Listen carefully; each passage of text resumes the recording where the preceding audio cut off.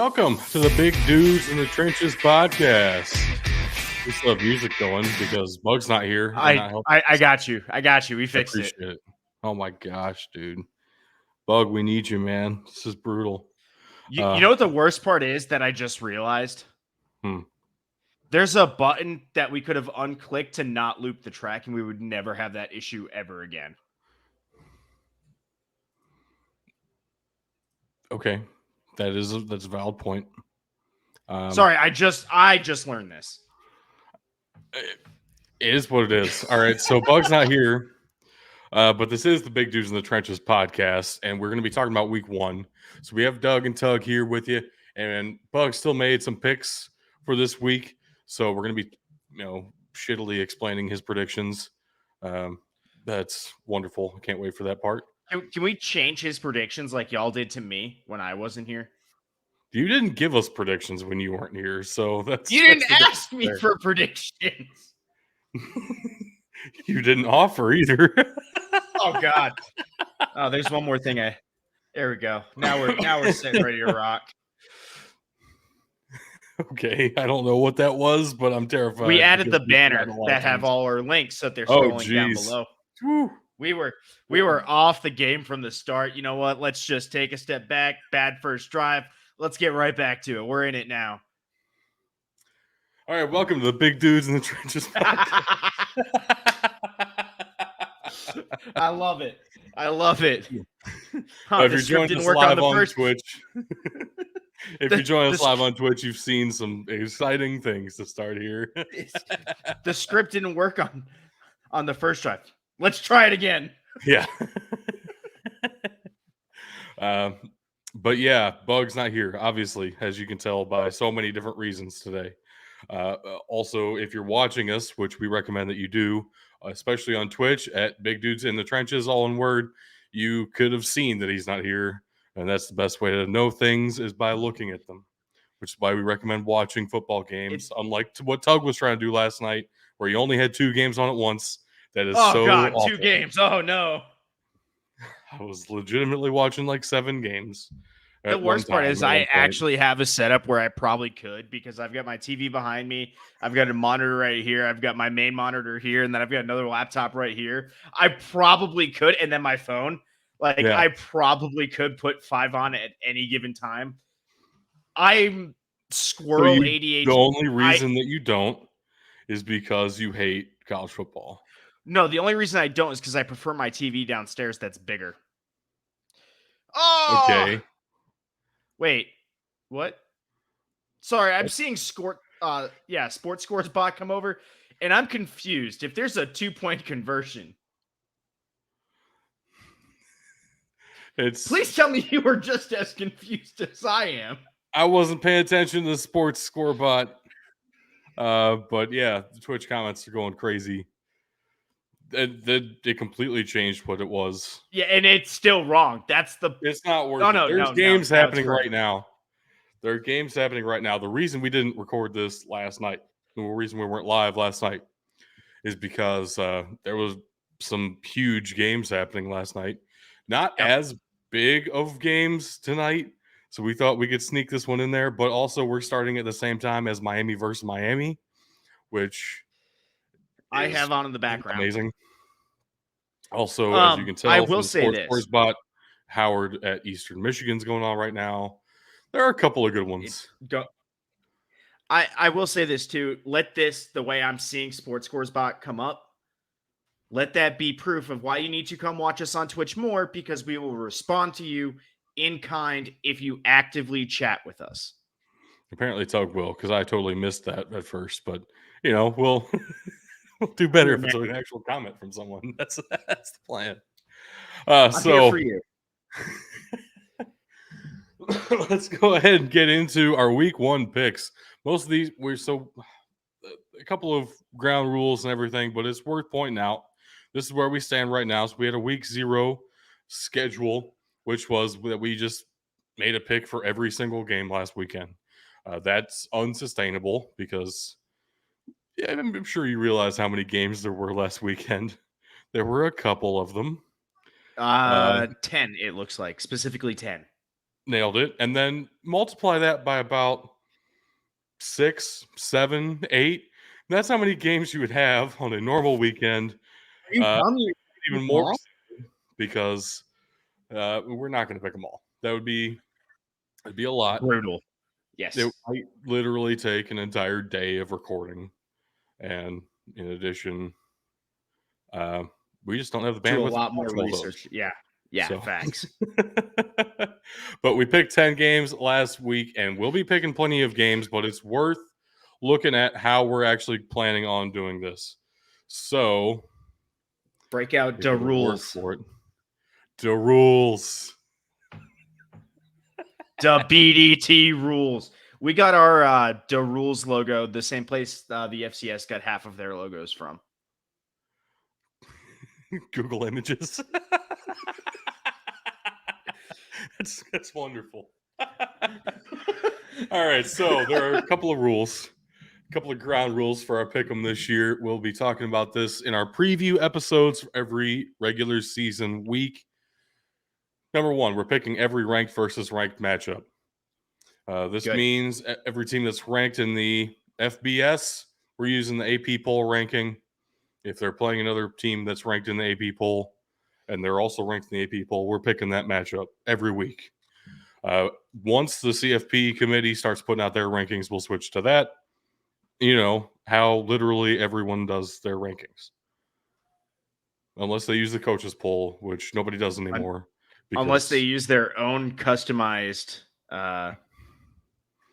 formulas to computer generate rankings. And that may or may not happen, but it will not be how we determine ranked versus ranked matchups. That's fair. Which I think is fair. For the FCS, we're not going to be using the coaches poll for that. We're going to be using the Stats Perform Top 25, just because here recently I found it to be a little bit more accurate, I think. And we like it, and it's our show, and we can choose what we want. Basically. But it's kind of the AP poll for the FCS in a lot of ways. And it's pretty good. So we're using that for the FCS. Number two, we're picking every rivalry matchup every week. So rivalry week is going to be loaded for us. We are aware of this. But it's going to make it hard to pick games. Well, we just might not that week because we'll have like 40 rivalry games. But it's going to be worth it. Rivalry games are awesome. It's part of what makes the sport so much fun. We'll be picking every single one of them. Then, at least in the weeks where we have the bandwidth to do so, such as week 1, the three of us, Bug included, even though he's not here today, will be naming 3 additional games of our own each and every week that we'll be picking. 1 FBS, 1 FCS, 1 anything we want. Card? Yeah. Wild card's fair. 1. I mean, anything we want it to be. Could be another FCS versus FCS, FCS versus FBS. Only stipulation there, we don't really want to go below Division 1, which, we don't talk about Division 2 on the show. So there are some Division 2 games this weekend. Lindenwood won last night 77-9. That was against a Division 2 opponent. So it's kind of why we don't talk about that. There is a big drop off between Division 1 and Division 2 unless you're St. Thomas going from Division 3 to Division 1. Then it's about right. Yeah. There are significantly fewer scholarships as you get further down. Eventually it gets to where there are no scholarships at all. And that even starts at the FCS level, actually. So I was going to say Division 3 has no scholarships. For any sport. Right. Academic. Yeah. Sometimes. I know how they play this game. I came from a private school. It's all academic scholarships. But also, we get bonus points if we pick good games. If we have 2 of our 3 games in a particular week are considered good games, we'll get an extra win on our pick'em schedule. 2 wins if we get all 3. Actually get a loss if all 3 of our games are blowouts. They suck. They're really boring. Now, I know that's subjective. So if it comes down to it and nobody can agree on the show, then we'll send it to a poll on x.com at BDT Football. I'm going to go out and say, just for reference of, hey, what might be considered good games. I considered last night somehow Nebraska, Michigan, or Minnesota, I thought was actually a decent game. Even matched opponents, awesome. well played, some big plays in there. I thought Rhodey at Georgia State was a decent game. Rhodey held within there way longer than they should have. I think Georgia State is showing me more of what they are not than what I thought they would show us that they were. And I would also, I'm on the verge. I could be convinced either way of Utah, Florida. I was hoping that would be a closer game. Yeah, I would actually say that might end up being not a good game for us. If that's where I'm at. Right. That's honestly, if you watch the game, it was kind of sloppy at times, and Utah was on their second and third string quarterbacks, and it was sloppy for both teams. Right. Florida just didn't look good. So that's another thing, though, which we didn't put on the rules slide that you can refer back to if you want to at any point in the season. It's kind of the rules that we're going by. One other thing is we're usually live on Thursdays. So no Thursday night games. We're making an exception tonight because, we had Thursday night off to watch some great football on Thursday night. That usually doesn't happen. Unfortunately, this means we'll miss a lot of action. Yes, there is a way around that. We're potentially looking at doing some picks on our Monday night shows as well, because conference US Tuesday and Maction Wednesdays are a very real thing. Once we get to October, we will discuss that possibility. But yeah, tonight we do have a Friday night game that we have already made picks for. So it's already kicked off, but by the time you're seeing these slides and everything, just know we technically made these picks last night. So yeah, it was locked in. We're not trying to cheat. It just looks like we might be. So, ranked versus ranked matchups in week 1. You might be thinking, wow, the only one I can think of is on Sunday night, LSU against Florida State, which is an awesome matchup. But you're failing to realize the wording of the rules did not stipulate it had to be an FBS ranked versus FBS ranked opponent. We have a couple of teams in the top 25 of the Stats Perform, top 25 down the FCS, going up against FBS AP poll top 25 opponents this weekend, which probably will not be good games, but also it's very fun to talk about. Mercer is at Ole Miss on ESPN Plus this weekend. That's cool. Wild. What a ranked matchup to open the year. Gotta say, I do think the Ole Miss offense is going to be awesome this year. Quinshon Judkins, everybody's kind of already talked about at length. I don't like him as much as I like some of the other running backs around the country, but he's a true sophomore, so he has time to win me over. Jackson Dart's back, and they're bringing in transfer from UTSA, Zachary Franklin, who was definitively the best receiver in Conference USA last year. We're all picking Ole Miss here. I think that's reasonable. I think so too. It is a ranked versus ranked matchup. One thing I am looking for in this game is to see what that passing attack for Ole Miss looks like after losing Matt Corral.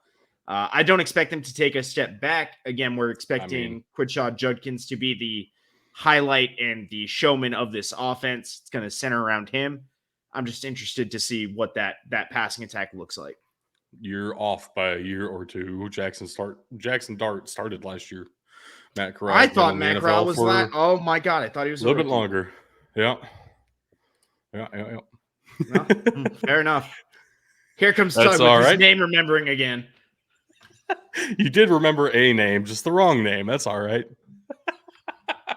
They have met once before. It was 1911, before Mercer shut down for World War II. So that's nice. Ole Miss won that game. Just I did. You've already said it. Ole Miss gonna win this game. Yeah. Kansas State against Southeastern Missouri, which, we're all picking Kansas State here. But SEMO actually has a really interesting roster this year. And I do want to shout out all three of the quote-unquote big three of any offense are back. Leading passer, leading rusher, and leading receiver from last year are all back and expect to be some of the best in all of the FCS. Paxton DeLaurent, Geno Hess, and Ryan Flerney are really fun. And SEMO has a legitimate shot at the playoffs and being a contender in the playoffs this year. But they are playing at Kansas State, who won the Big 12 last season. Obviously, we're all picking Kansas State. And they're going to make a run at it again this season, I think. I don't know if they will. They're going to make a run. Yeah, Will Howard's back. And Will Howard had a really under-the-radar awesome season for Kansas State last year. I don't really know his receiving options yet outside of tight end Ben Sinnott, who is pretty solid. But the receiving core is a question mark. A little bit of unproven stuff going on there. Yep. Which is always fun to watch. And it's nice to get a tune-up game against, if you will, against an FCS opponent. Yep. But it is also ranked, so that's nice. And then let's next talk about up, the game everyone's really thinking about. Then we do have on Sunday night LSU against Florida State on ABC in Orlando, Florida, technically a neutral site game. Last year, they played in New Orleans, which was technically a neutral site game then as well. Florida State did win that game, if you'll remember, on a missed extra point.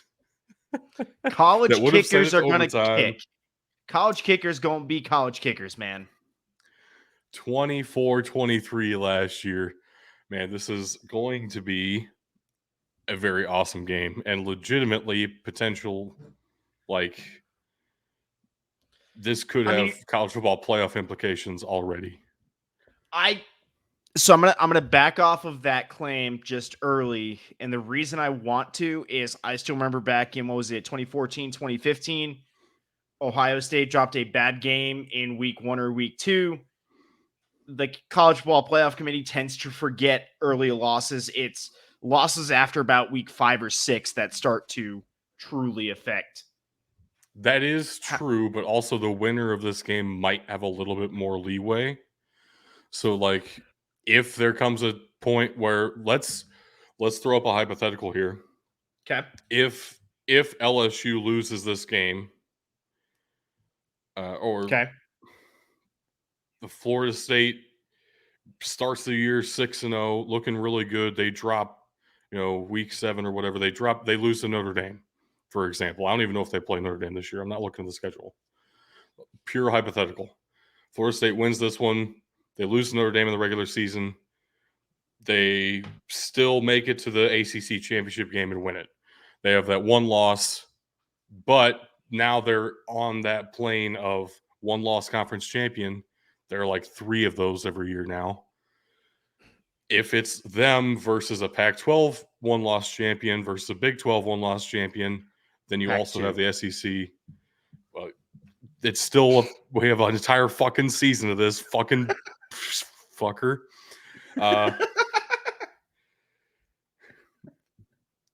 This is the type of win that would help them get over the top compared to a Pac-12 champion with one loss. So I agree with you. And where I agree with you to a degree is, yes, I think it can help them. It is a discriminator. It is. But all of that depends on where the college football playoff has these guys ranked at any given time. They don't look at your ranking at the time of the loss. Right. Or the time of the win. They look at the rankings at the time that they make the poll, which is it's a really jerry-rigged way of doing it. So actually that would really help Florida State if Florida State wins this, because they're going to overrank the SEC team.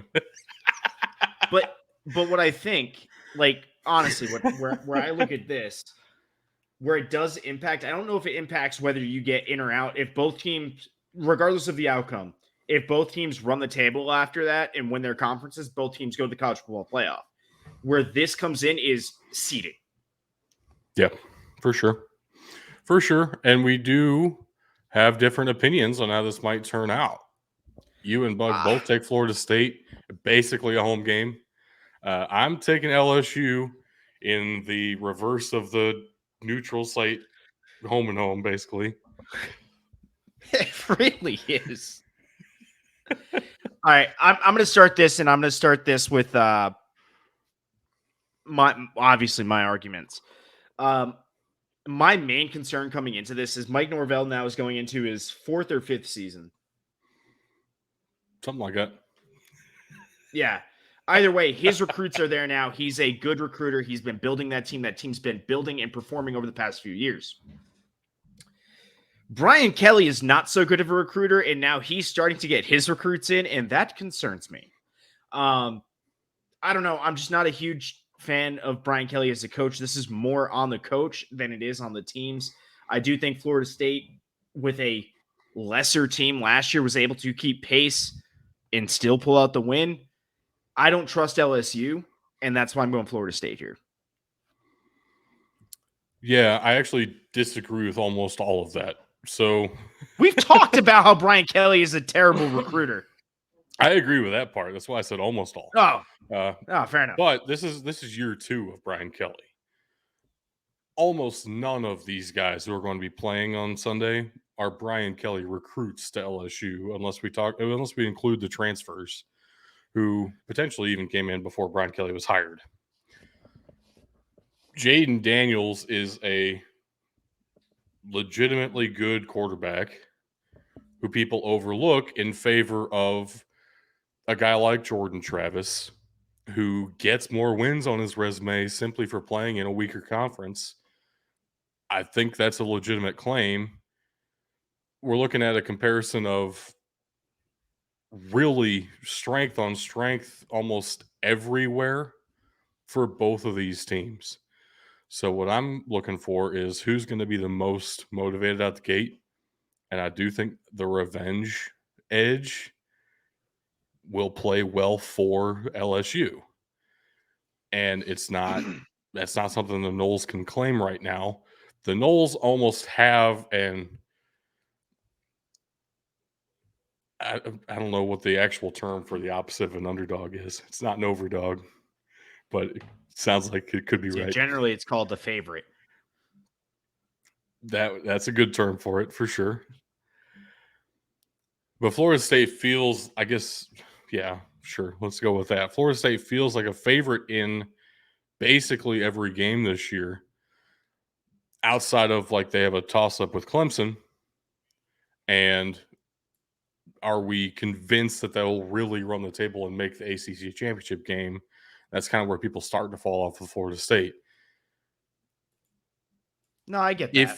If you are an unproven roster with those expectations, that is really hard to keep up.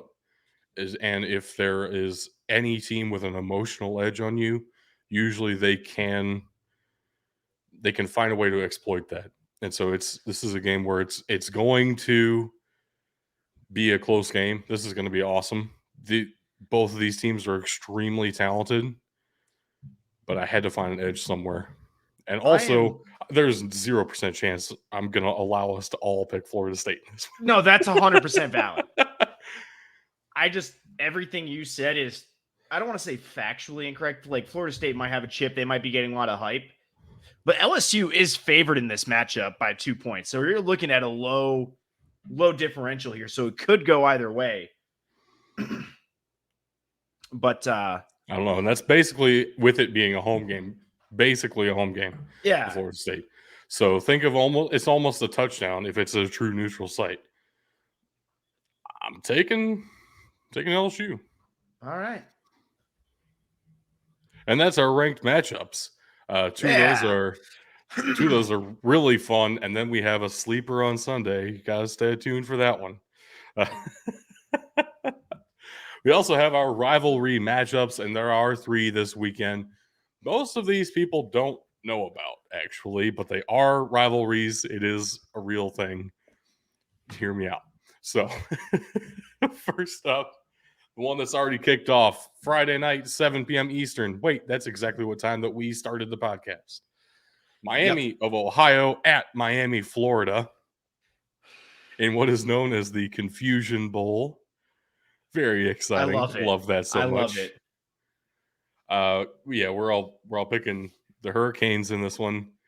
Who are up to a fast 7-0 lead early in this game. Though I will say Miami of Ohio has a respectable offense and could be a contender for the MAC this year, but also that's true of almost every team in the MAC every year. Accurate. These teams have met 3 times in the past. The first time was in 1945, and it was the Atlanta Journal who came up with the Confusion Bowl name. It's a one-sided rivalry in favor of the Hurricanes. But it counts, damn it. Next up, number 21, North Carolina at unranked South Carolina. If we look at the AP poll and the also receiving votes, I think South Carolina is at about number 28 of the top 25. If we try to extrapolate out, this game will be 7:30 p.m. on ABC tomorrow night, Saturday. I think this is the one College Game Day is going to be at as well. Am I right about that? I do not know. I'm like 98% sure of that. So we'll go with it. College Game Day is going to be there, guys. Maybe. But this is an old school rivalry that has not been played every year for quite some time. But the Battle of the Carolinas used to be a very fierce rivalry. North Carolina does lead this 35-20 with 4 ties in there as well. So you know it's an old school rivalry when there are ties because those have been outlawed for some time now. It's fair. But it is a real matchup of style differences. Mac Brown and Shane Beamer are very different coaches. Drake May and Spencer Rattler are very different at quarterbacks. And we're going in different directions amongst the 3 of us. I totally understand Bug taking South Carolina. But Bug always picking picks the North Carolina. Gamecocks. Bug always picks the Gamecocks, whether they're from Jacksonville State or South Carolina. He picks the Cocks. Yes, for the meme. But also there is an argument. A coin flip for me. Yeah. And I landed on North Carolina. That's honestly what happened. So for me, Doug, you like to call me a hater because I tend to not like certain things. And when I don't like certain things, I dig in very much to not. Yeah, I dig in very much to not liking those things. And one of those things is the definition of a hater. Am I wrong or am I? One of those things has been Spencer Rattler. I'm not a fan. I know he started looking better last season. I don't trust him. He didn't really start looking better last year. He got put in a better situation as the season went on. That's exactly what happened. He's honestly not. I get where you're coming from with that one. I do trust Drake May, and that's really where I think this difference is going to be this year. So I'm going UNC for that reason. Yeah, that was one of the biggest differentiators for me as well. Almost everywhere else, these teams are very similar. Very similar. Really, one of the biggest issues for me taking North Carolina was the fact they lost Josh Downs to the NFL draft. I don't know who their receiving core is outside of Josh Downs. Then I was thinking about it. I don't know who the South Carolina receiving core is either. So it's kind of it's accurate. Also, I love what Shane Beamer has done here. In Shane Beamer's first matchup against North Carolina, South Carolina did win. That was the 2021 Duke's Mayo Bowl. And I got to respect it a little bit. Yep. I love the job Shane Beamer has done. But, man, there is something to be said for the experience of Mac Brown. And as much as people talk about how old he is, which is a thing that people talk about, even though we haven't really mentioned it on this show that much in the past, there's a reason for that, because he's actually about the same age as Nick Saban. And that's really not that weird anymore for college head coaches. But yeah, it is wild that Nick Saban's that old. That's another fact. So we're both picking North Carolina here. It's should be a really fun one. And it is definitely a rivalry. Don't try to fight us on it, please. I really don't think you can. Well, the next one you definitely can fight us on, but it also definitely used to be a rivalry. West Virginia at Penn State was played every year from 1947 to 1992. And as one-sided as the record looks, it God damn. really definitively was some bad blood between these two schools. 1947 to 1992, that's a very long time. It essentially stopped when Penn State joined the Big Ten. So conference realignment claims another one. Penn State does lead this all-time 48-9 with 2 ties. That is not a good look for West Virginia. And I gotta say, tomorrow is not going to be a good look for West Virginia. No, I don't think so. On that field either. Penn State comes into this one ranked in the top 10. And on the other end of the spectrum, Neil Brown is coming in very much so on the hot seat. It might get ugly, honestly. That's where we're all leaning here. At the same time, though, that's why we play the games, right? Yeah. Any given Saturday, man. Any given Saturday. That's what I like to hear. Just not this one, I don't think. Just not this one. Any given Saturday other than this one. There are some upsets to be had. This is not it. Now let's go ahead and jump to Bugs battles of the weekend, or Big Bugs beautiful bouts. Best beautiful battles. There are so many words that start with B that I could have used there, and I went with a couple of them. That's what happened. We're talking about his 3 games that he wanted to highlight for this weekend, starting with East Carolina at number 2 in the nation, Michigan Wolverines. This is wild that Bug wanted to pick this game. I don't know this. At the same time, I love that he picked this game because there are 2 good outcomes for me here. Either I get a point because Michigan does what everyone expects them to do this weekend, or East Carolina gets the upset, and I'm very happy.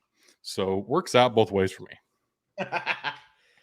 Yeah, East Carolina might be on the up. They're not this much on the up. Michigan's coming in with their 3rd year with JJ McCarthy. Granted, not a great quarterback, but a usable one. Blake Corum is still in Michigan. That's going to be nasty to see again. Doug, be happy. That's 2 names I've remembered now. It is cool, but I also wrote them down for you. So I didn't even see Blake Corum on there. Okay, that's fair. But I remember him because I was surprised he went back. I thought he was going to come out to the NFL. Look, I don't see ECU pulling this off, especially at the Big House. I'm sorry. I know it's not what you want to hear, but you also picked Michigan, so I guess you're kind of okay with it this week.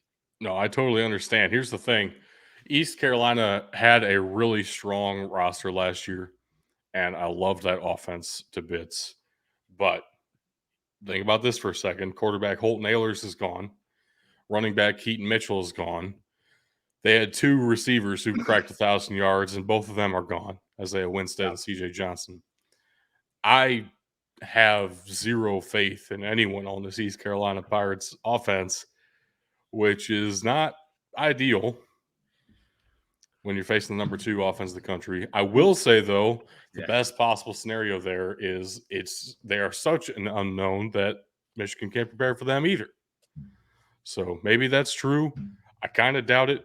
I also truly fundamentally believe the only reason Bug picked this is because it's the first Big Ten game ever to air on the cock. I will say one thing worth noting is that John Harbaugh will not be on the sidelines. Oh, yes. God, I went with the Ravens. Good Lord, I went with the Ravens coach. That'd be Jim Harbaugh will not be on the sidelines. Neither John of the Harbaugh will brothers not be on the sidelines. That is there we factually go. Accurate. Yep. So you wanted to bring this up a couple of episodes ago. I guess would be the time to talk about it if you want to. What the Jim Harbaugh suspension and everything was actually for. I understand. Do you want to go into that? I want to know why they denied his 4 game but then accepted his self-imposed 3-game. So when they initially suspended him for 4 games, that was also self-imposed. The NCAA kept finding new evidence of new violations, and they said 4 games is not going to be enough. So let's hold off on that until we collect all of our evidence and actually have a hearing on this. Because right now, the way it looks, 4 games is probably not going to be enough. And so then Michigan was like, all right, so we'll start off small then. Let's do the first 3. We'll get him for the conference games at least this year, and then we'll see what happens next year. So what you're telling me is Jim Harbaugh is about to accept another NFL job. I'm very firmly in that camp right now. I would not at all be surprised if I would not be surprised. We're seeing Blake Corum and Donovan Edwards leave. JJ McCarthy declares for the draft. You have like half of the defense declare for the draft, and Harbaugh goes to the NFL. I would not at all be surprised. And then it's the golden age for Ohio State again. Yeah, I'm totally down for that. All right, let's move on to. Let's not have any more Ryan Day versus Jim Harbaugh. Let's get the Ryan Day versus Lincoln Riley that everybody wants in the conference. Oh God, that's disgusting. Lincoln Riley can't build a defense. We saw that last. I know. I can't wait. I can't wait. Oh God, that's. Next up, we have Davidson at VMI. The Virginia Military Institute has had a rough few years outside of the 2020 season, and the 2021 season actually was really solid. Before then and after then, they've been pretty bad. And yet, in this long-standing series, which is not a rivalry, but pretty close, VMI leads the all-time series against Davidson 40-17-3. Good. That is not a reflection on how good VMI used to be. That is a reflection of how incredible the turnaround has been for Davidson. That they've been in the playoffs, or at least the playoff conversation, the past couple of years here. Davidson used to really be awful at football. On the level with VMI. They were awful at basketball too, and then they had Steph Curry for a year. That's certainly helps. Yes. So I fully expect that Davidson will win this matchup, even though VMI has the long-standing all-time record lead. Okay, I need this known because I had mentioned it earlier. We have not changed Bug's picks. These were just his picks. Right. That is fair because it looks like we switched some things on him. No, he voluntarily chose Davidson at VMI as one of his good games this weekend, and he chose VMI to win it. Now, it's not as crazy as it sounds because VMI has historically had their number, but also Davidson is probably going to be actually okay this year, and VMI is not. So we're going with Davidson. I'm going the safe pick. Me too. Next up has a chance to be an awesome game, and if Bug hadn't picked this one, I definitely would have. So I do understand this move. We're talking about UTSA at Houston. This is UTSA's first game in a new conference in the American Athletic Conference now. Also, Houston's first game in a new conference as they just joined the Big 12.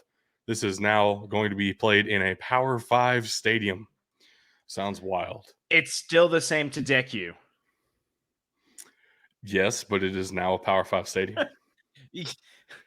Both things are technically true. All right, fair enough. Just making sure we're clear. So these two teams, considering they're both in Texas, you might think, wow, they might have played each other a lot of times. Actually, they've only played each other 3 times. Houston is 2-1 so far, including last year's triple overtime game, which I'm hoping we have a repeat of. But also, I don't know how we possibly could because, at least for Houston, this team is entirely different than last year. UTSA is pretty close, but Zachary Franklin is gone. Already talked about him when we talked about Ole Miss. That, Frank Harris, though, is back. And I've already talked about in our preview episodes, Oscar Cardenas as one of the best tight ends in the country. Should be a really fantastic game. Both of you went with UTSA here. I'm trying to play both sides of this because, like, kind of a similar situation to me. If UTSA wins, I'm cool with that. I like UTSA, but if Houston wins, at least I get a point. I get you there. I like what UTSA is bringing to the table. I like the way they've been building that program, what they're bringing back. I still think this is a really good program on the rise. Houston did not fare too well last year. They weren't trash, but I don't know. They're just kind of in the middle of the American. I still see them as about that level, but I see UTSA as more of the top quarter. I'm not going to put them at the top of the American, but they're in kind of like that top 5 or 6 range in the American. Yeah, but even as you say that, Houston did win this game last year. That's fine. That was last year. I don't look at last now year. It's at home for Houston. Yeah, hold on. Let's bring back the game from 19-4. I don't know. I'm making it up. I frankly I don't care about last year. And same thing to what you just said. So there's a revenge factor. You brought that up with the LSU Florida State game, so I can ride that same logic you had just brought up. That's fair, and I'm with you. Actually, I would have picked UTSA if both of you had not gone. I figured we're avoiding so far in all of our picks outside of the ranked matchups. We're avoiding the meme, which I enjoy. I can't handle being memed by Houston. That would hurt. So I'm picking Houston in the hopes that you're protecting BD. Your bug slide here. I was gonna say you're gonna protect BDT's name. I appreciate the anti-skunk graphic. That's what I'm going for. Next up, the games that I have chosen for this weekend. We have 3 of them, as previously discussed. I would have 3 of them. These are the 3 that I went with. South Alabama at Tulane. Tulane is ranked in the top 25 to start the year at number 24. This one will be on ESPNU. I gotta say, last year, Tulane had maybe their best season ever. It's certainly up there. I will say they do have a couple of SEC titles back in the 40s. So maybe not the best season ever. But they won the American. They beat USC in the Cotton Bowl. They looked dang good doing it. And South Alabama, on the other hand, really went under the radar, at least from the national perspective. Not on this show. We talked about them a couple of times. But South Alabama had a phenomenal defense last season and have a couple of good stars on the offensive side of the ball, too. Should not be overlooked. I am fascinated by this matchup. I think it should be an awesome, awesome game. I agree. I think this matchup is everything you want in week 1. Seeing Tulane ranked coming out of the preseason is amazing too. I enjoy seeing that. I'm interested to see what they bring back this year. It's going to be a fun game. I will say that Tulane does not bring back one of the big reasons I loved them so much last year. Actually, their linebacker. And the running back are both gone. Yeah, Tajay Spears and Dorian Williams. That's it. Yeah. 1 for 2, I'll take it. 1 for 2, I'll take it. That's pretty good. But yeah, Michael Pratt is back, and I do think Tulane's still going to be pretty good. But I think South Alabama is going to be really good again this year as well. Like, I have no qualms with taking South Alabama here. I did not do this one to avoid the meme. I legitimately took South Alabama. All right. I mean, hey, fair enough. Like I said, I genuinely enjoy Tulane. I think they're going to be good again. I think they're going to be at the top of the American again. This is going to be a fun team to watch. Next up, number 7 in the Stats Perform top 25 for the FCS. Incarnate Word at the UTEP Miners. We've already talked about UTEP a little bit because they had a game in week 0 where they failed to play the game. So that's cool. Good for Jacksonville State. So I'm looking at our picks here, and I think that actually opened our eyes more than maybe it should have, because I think we're all thinking the same thing.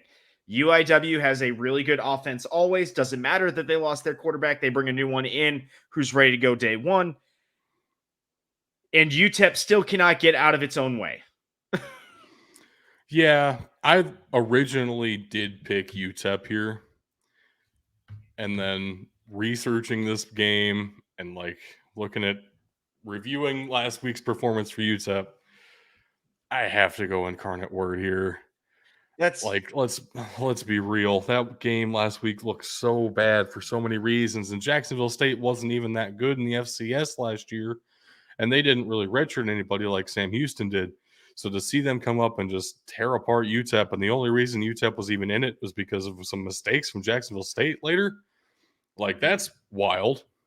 yeah. So I think you got to consider there is one element which is going to be very different that UTEP might be helped by. Last week was we talked about it. Jacksonville State ran the ball almost exclusively. It's going to be almost the exact opposite when they play UIW. Yes. And UTEP is better in pass rush than they are in run stopping in the entire front seven. Not even just the prospect that I highlighted, Praise Amehele.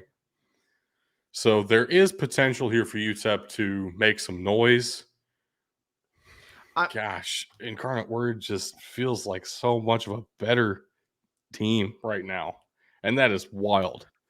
So I'm going to go ahead and say I'm really happy that you said praise Amehule's name, because I was going to call him Prince Amawale, which I was sitting there on Amawale going, I know that's wrong. That's not the right name. He told me last week that's not the right name. I couldn't come up with it. So thank you. You're welcome. The only thing I see beneficial for UTEP out of this is that he's going to get a chance to do the entire game what he does best. Rush the passer. Right. I don't trust that offense right now. They got in their way too much. 3 turnovers by your quarterback is way too many from a single position. I will say, too, that's not repeatable, right? We can't just expect them to have 3 turnovers every week. And that maybe that does even out, and maybe UTEP pulls it out here simply because of that. But also, Incarnate Word can put up points in a hurry. We've seen that against some pretty solid defenses, too. And I don't think what you said when we first talked about this matchup, I'm not sure that it matters that they changed quarterbacks. Zach Calzada is still really good, too. Yeah, it really doesn't. This is the 3rd quarterback for the 3rd year in a row. I am not concerned. And the 3rd head coach, and we're still picking Incarnate Word. Yeah. That is wild. Yes. Next up, for the FCS game of the weekend for me, I have Jackson State at Florida A&M on Sunday, 3 p.m. Eastern on ESPN. Primetime national spotlight here without Coach Primetime.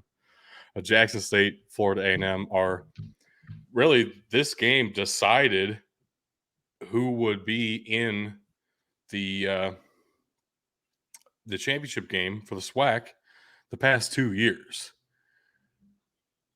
And it's always been in week 1. The Celebration Bowl. No, the division winner was decided by this game. Yeah, but I thought that's who goes and represents the SWAC in the Celebration Bowl. Usually what happens is these 2 teams play each other in week 1, and then the winner has to play Southern in the championship game, and then they go play in the Celebration. Oh. I'm tracking now. Okay. I didn't realize there was actually a conference championship. My bad. Yeah. So last year, both of these teams went undefeated, except for this matchup, which Jackson State obviously won. Florida A&M looked dang good in the process, though, and Jackson State's losing quite a bit. So we're both going with Florida A&M here. Which does feel like a bit of a bold play, but I don't want people to think I'm just picking against Jackson State. This is the 2nd week in a row I did this. This week I'm actually doing it for a reason. I do like what Florida A&M is bringing to the table. We do have them as our favorites in the SWAC this year. I can't go with Jackson State. Yeah, this is going to be a good game. It's going to be a close game. It really could be a 50-50 game. I just have Florida A&M coming out on top in this one. Yeah, Jackson State looked phenomenal last week. But it also was that against South Carolina State. Right, exactly. So this should be a much better matchup, should tell us a lot about both these teams, and it's right up front week 1. Very exciting stuff. Now it's Tug's turn, and I'll let you explain your matchups here. All right, the first one, Doug, my hater colors are going to show here. I really am intrigued by Colorado at TCU. There's a lot of storylines here that intrigue me. I like what Coach Prime has brought to Colorado. They lost a lot of talent. They brought in a lot of other talent. TCU lost a lot of talent to the draft. I don't quite know what TCU's offense is going to look like this year, short of Max Duggan, Quentin Johnston. They're losing a lot of their good players. I forget their running back's name. It's not Deuce Vaughn. He played for Kansas State. Kendre Miller. That's it. Kendre Miller. All 3 of those are gone to the NFL. So yeah. So I have a lot of concerns with. I don't know what TCU is bringing to the table. I'm going to throw last year's matchup out. They had all of that talent there. Colorado had no talent. I also think TCU might be ranked a little high here, personally. Look, I'll tell you what the deciding factor is for me. When we saw it last week, Coach Prime brought in a lot of talent via the transfer portal. We saw the power of that last week with UMass. Now, it wasn't world-shattering, but UMass looked like a completely different team after they pulled in something like 15, 20 transfers last year. Now, you should look like a different team, but they actually got a quick fix. I'm not saying that's what it's going to be. I'm not saying Colorado's going to run the table. I think this is going to be a good matchup. I have Coach Prime winning in his first one in Colorado. That is completely insane to me. I am insane. You know this. I don't see a world where Colorado wins more than 6 games this year. They might not. I just have them winning this one. And I know TCU lost a lot, and I've brought that up as a point to pick against other teams. Yes, a lot of the offense is gone, and I know D. Winters is gone, so my favorite player on the defense is gone, because that's how that works. But TCU has just been at a level, recruiting-wise and, player development-wise for several years now that Colorado cannot match, and they're importing an entire team, basically.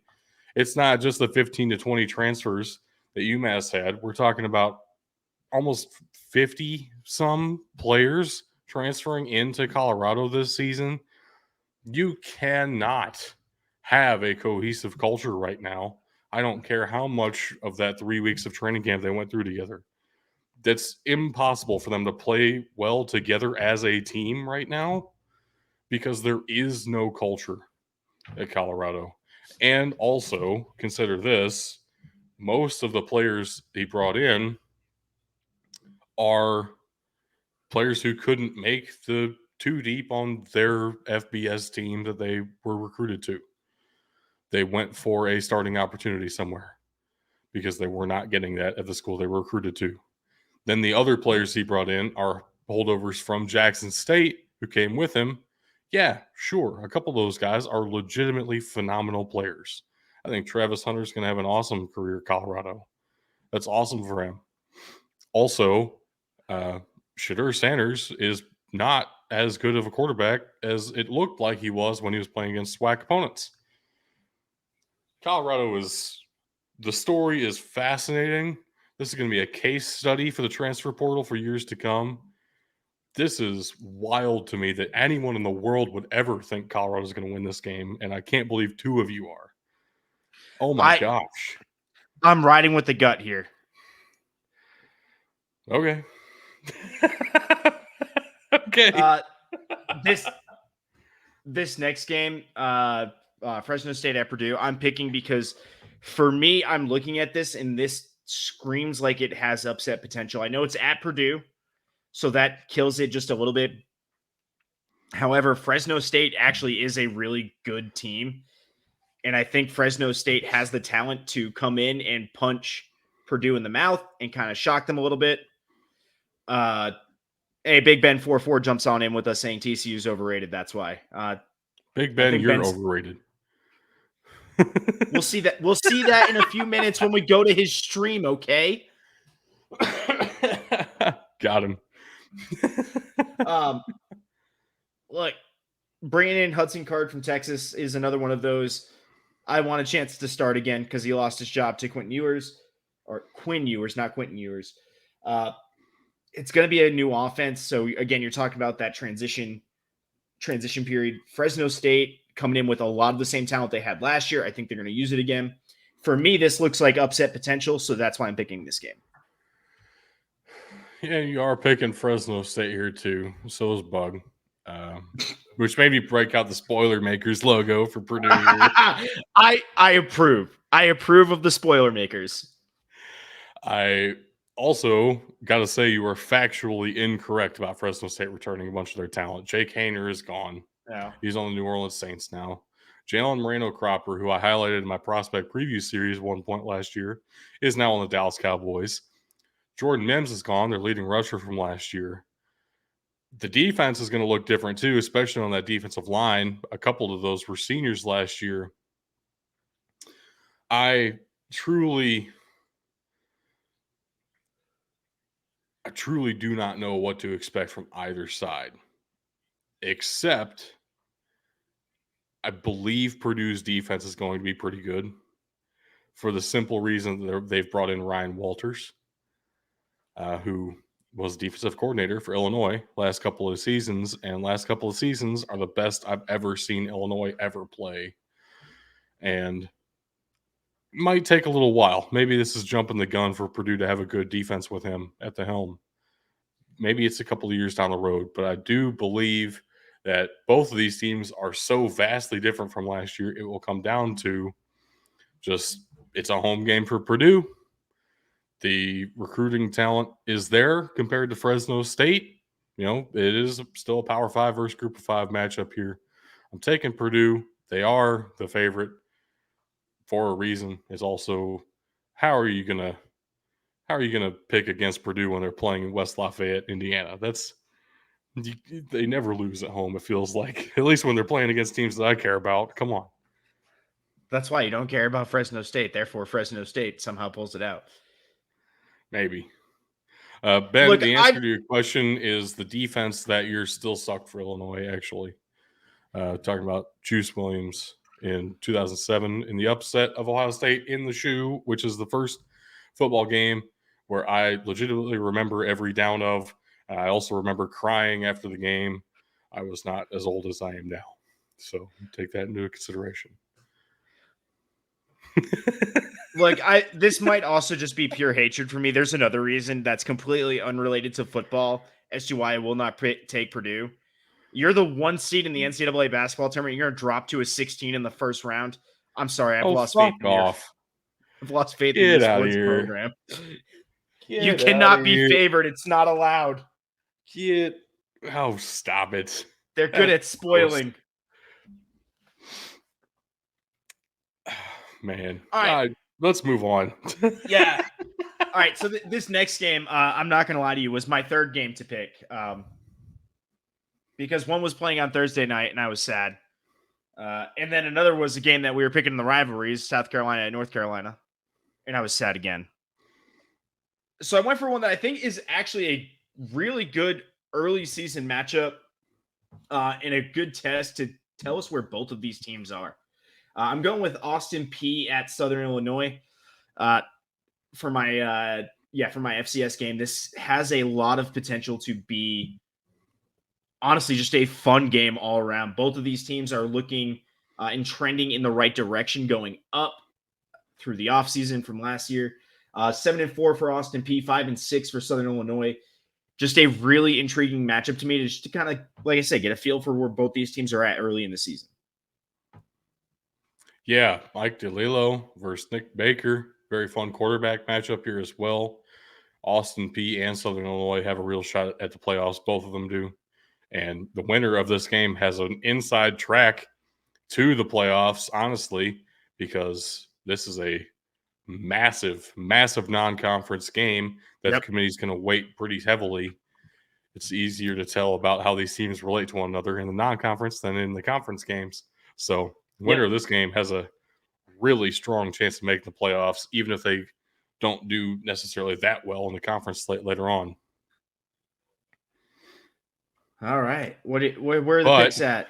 Oh, we're memeing ourselves with the Salukis. I know. That's why I hyped it up, because it makes it look this much worse. We very potentially are ruining this for the Salukis. This is a very dangerous game. This is a very dangerous game for us to pick all the same way. But yeah, Nick Baker, Roe Elliott, Deontay Cox. I mean, this is a fun Salukis offense that has been legitimately good for the past couple of years. The Salukis' record last year does not really show how good they actually were. They were better than that 5-6 record. They just couldn't piece together a whole game for a little while there, or they just couldn't close one out. There was a stretch where it was reflective of how they were as a team, but then like the bookends of the year, they were really good. So yeah, maybe that influences this too. First game of the season for them, they'll be pretty good. We'll see about the middle. Oh man, if you didn't pick this game, I would have. I don't think I would have gotten the chance to, because Ben probably could have. Nope. Ben joined us and let us know that he didn't pick this game because he's planning on taking another SIU game later in the year. So he doesn't want to homer his whole way. You take all 12 SIU every week. Does SIU play Memphis this year? No. Damn, no. That would be interesting. Watching Ben's head explode, that would be interesting. It would be, I guess, but yeah, no, we would have picked this game regardless of which one of us ended up taking it, is what I was getting to. And I apparently we all would have ended up with Southern Illinois, because oh my gosh, how are we picking against? This was our team of destiny last year in the FCS, and it really did not work out for us. But maybe so we're doing it again. Yes, that's exactly what's happening. SIU the playoffs confirmed. Did you learn your lesson? No. Didn't learn it. Not at all. Nope. That is going to do it for our games to watch for this weekend. Starting tonight, guys, if you're not watching a game right now, it means you're not a fan of college football. I'm actually watching 4 games with my telepathic brain at the moment. I have one on right now. I'm recording like 5 simultaneously. So actually, I'm going to sit down after this and watch a whole bunch of college football, which I'm very excited about. In the meantime, before we get there, do have 2 prospects I wanted to shout out before we actually get to watch them play. So same as last week, 1 offense, 1 defensive prospect who might find their way into the back end of the draft somewhere. Really looking forward to see them play this weekend, starting with the quarterback for Florida A&M, Jeremy Musa, graduate senior, who has a year with Florida A&M under his belt already. This will be his 2nd season with the Rattlers. A couple of other teams on that table there. Can you name all 3 of those other schools? You got the Hawaii Rainbow Warriors. You've got the Vanderbilt Commodores. And I know that's a California Community College Amateur Athletics Association, but I don't know the team. That is San Bernardino Valley College of the California Community College Athletics Association, which I'm going to start calling the Trip CAA because it rolls off the tongue and it really kind of works. He had a really good year there, 37 touchdowns to 9 picks. Not really much with his legs, but had to get out of Hawaii. There were a lot of issues with Hawaii. There have been issues with Hawaii for a while. Let's be honest, Hawaii's football program's in a bad state. Timmy Chang came in, and hopefully he's going to change things in his 2nd year. It looks good after last week. Yeah, it's looking a lot better, tell you that much. But he had to get out of there, went to community college in California, and then got a shot to go to the SEC with Vanderbilt. Was on the bench for Vanderbilt and was a 2-time all-conference academic team, which is pretty cool, especially at a school like Vanderbilt. Got his degree and said, I'm going to go find a place where I can start as a quarterback. And then, wow, last year really powered this Florida A&M offense to, there was a legitimate conversation around Florida A&M making the FCS playoffs last year because they weren't in the Celebration Bowl. There's there's got to be something for them because they had such a good season. So if they come out and dominate Jackson State, or at least beat them, don't have to dominate necessarily, at least beat them, go undefeated this year, find themselves in the Celebration Bowl. This is a legitimate shot for the SWAC to get their first Celebration Bowl victory in forever. I would like to see the SWAC go to something like the Rose Bowl used to be, where if it wasn't hosting the national championship game back in the BCS era, if it was like, hey, my top team got selected for the playoffs, okay, go to the next team. That would be fun, rather than reward the second team with the chance for a national title. Yeah, at that point, just send your champion to the playoffs every year. Agreed. It's where we're at. It's also the HBCUs want to play each other, and I don't blame them. So they have 12 games a season they can schedule against each other. Yeah, and then they crown the Black College Football National Champions after the Celebration Bowl. So I respect it. And you should too, or else you hate college football. Hater. God damn it. Got him again. So if you've been looking at the stats on the screen here, you might see that completion percentage doesn't look all that great last season, 57%. And I will agree with you. 57% is not really that good of a completion percentage. At the same time, there are a lot of factors that can affect that, not necessarily just an indication of how accurate you are at actually throwing the ball. Completion percentage does not account for drops. Throwaways. Missed routes. It looks better if you check down than if you take the deep shot and throw up a 50-50 ball for your completion percentage. But that's not necessarily how you win games. So Jeremy Musa, if you watch him play, plays very well. He's not a mobile quarterback, very much so, not a runner, but he can make some great plays with his arm. And I'm excited to actually watch him play because I haven't actually analyzed his play style yet. I'm hoping to do so, and I get a nice Sunday primetime slot to be able to do so. So looking forward to this weekend with Jeremy Musa. Then for the defense, it's another week of no running backs, no linebackers. Very exciting stuff. It's you're turning over a new leaf. It's amazing. I approve. This is Fentrell Cypress II, cornerback now for the Florida State Seminoles. Spent the last 3 seasons with the Virginia Cavaliers. I would have gotten out of there too. I don't blame him. I don't blame him at all. He is the best part of the Cavaliers for the last 3 seasons, by far. Even though he only played a handful of snaps in 2020, he was still the best part of that team, which is crazy. Yep. That's how bad that team was.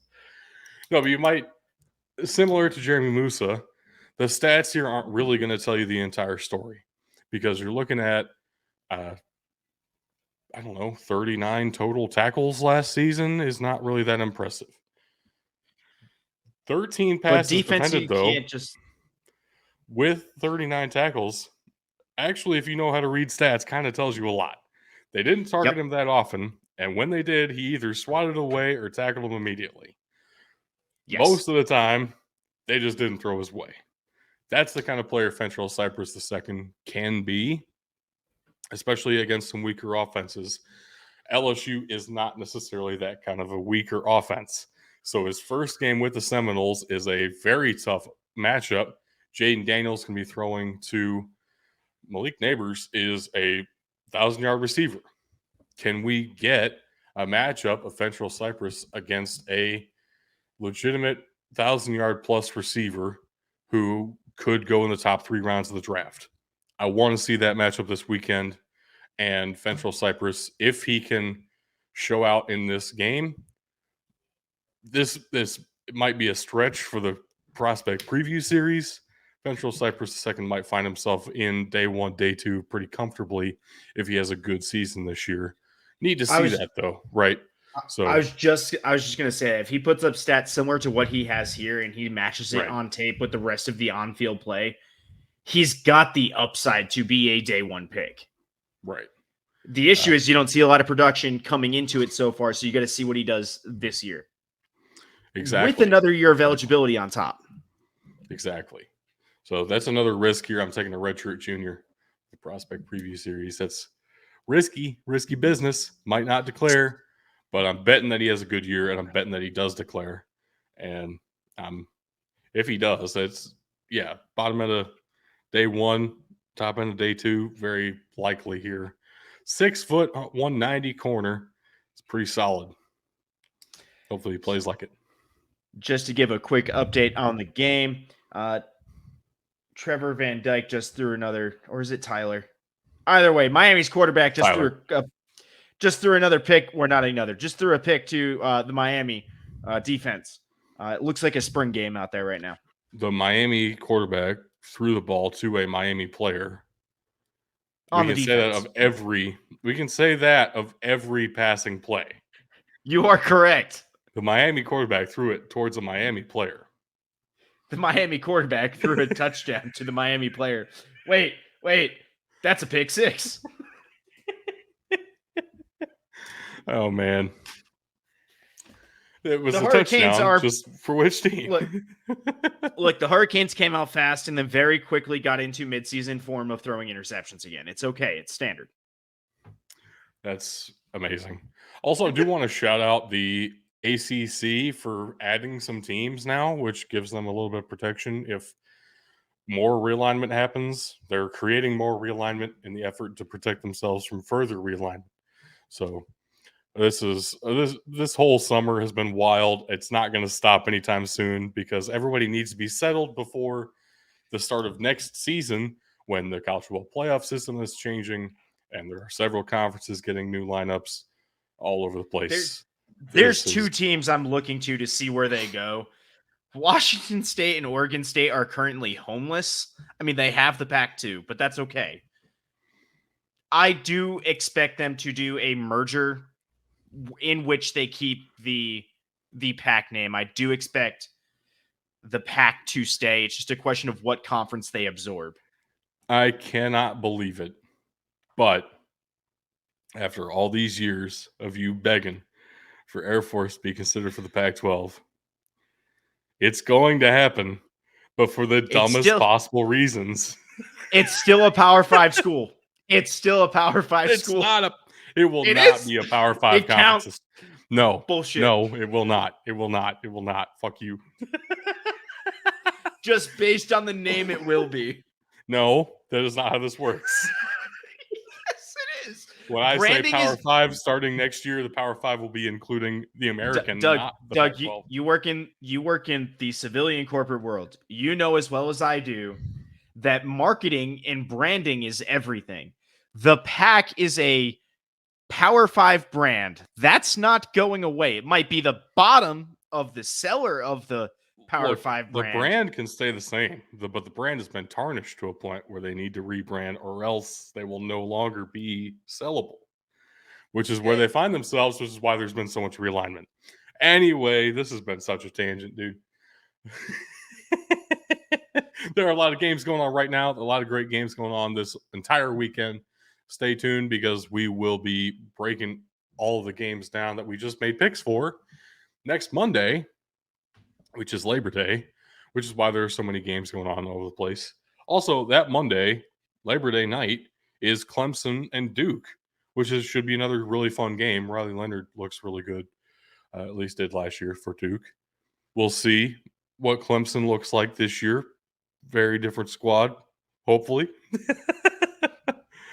hopefully for Yeah. them, and also hopefully for me, because even with a different squad last year, they still won so many games. Brutal. Anyway, I really think that does it for us in our week 1 preview. I'm just going off the rails here. It's all good. It's all good. I know what you're doing, and it looks like the delay has worked, sir. I don't know if it has or not. We can delay a little bit further. Oh, it has. It has. We're good. All right. All right. All right. Let's go with the links here. All right, ladies and gentlemen, they're scrolling across the bottom. They will be linked in the description below, especially the Discord link, which I will not read to you. But you can always find us at patreon.com/BDTfootball, x.com/BDTfootball, facebook.com/BDTfootball, instagram.com/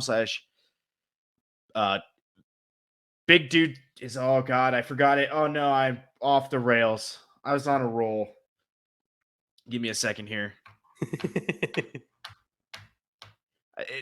Is it BDT_football? It is. Instagram.com/BDT_football, BDTfootball.com, mailbox at BDTfootball.com, YouTube.com/@BigDudesInTheTrenches.